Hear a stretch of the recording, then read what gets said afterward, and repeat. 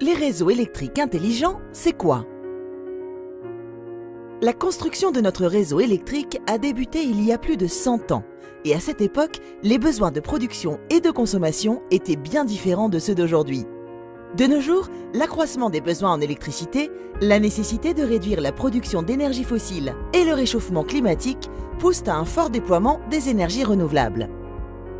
Mais alors que l'électricité était jusque-là produite dans de grandes centrales nucléaires ou thermiques, les lieux de production des énergies renouvelables s'éparpillent maintenant sur tout le territoire. Notre réseau électrique fait donc face à plusieurs défis.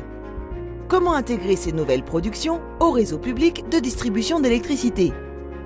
Comment le réseau peut-il évoluer pour assurer la demande croissante en électricité?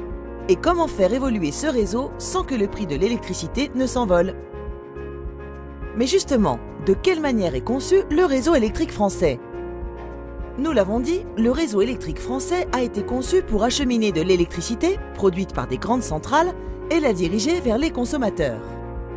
L'électricité est transportée en haute tension sur un réseau dit de transport, sorte d'autoroute électrique nationale, puis en moyenne et basse tension sur un réseau dit de distribution pour relier les différents consommateurs.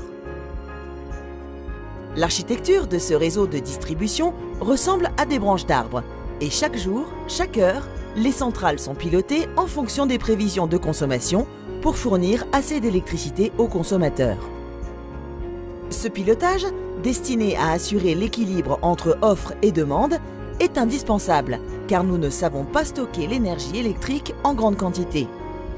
Autrefois limité aux grandes centrales, celui-ci doit maintenant s'étendre aux nouvelles productions locales. Et le dimensionnement du réseau.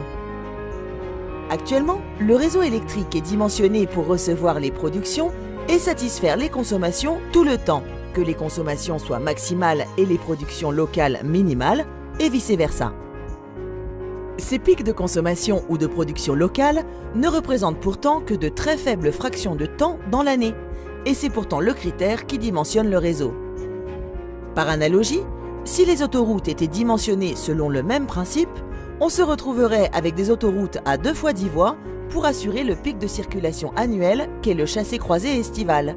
En dehors de ce pic de circulation, l'autoroute serait grandement sous-utilisée et il faudrait pourtant payer un montant d'entretien élevé via le ticket de péage, en plus d'un coût de construction considérable.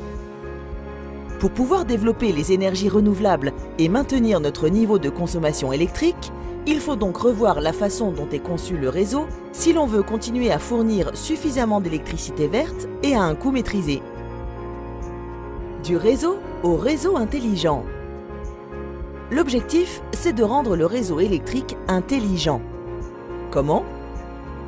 En utilisant les nouvelles technologies de communication et en équipant le réseau électrique et les différents sites de consommation et de production locale de capteurs et d'actionneurs.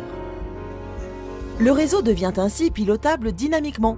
Consommation et production peuvent alors s'adapter dynamiquement à l'offre et à la demande électrique, y compris lors d'incidents techniques, d'aléas climatiques, etc.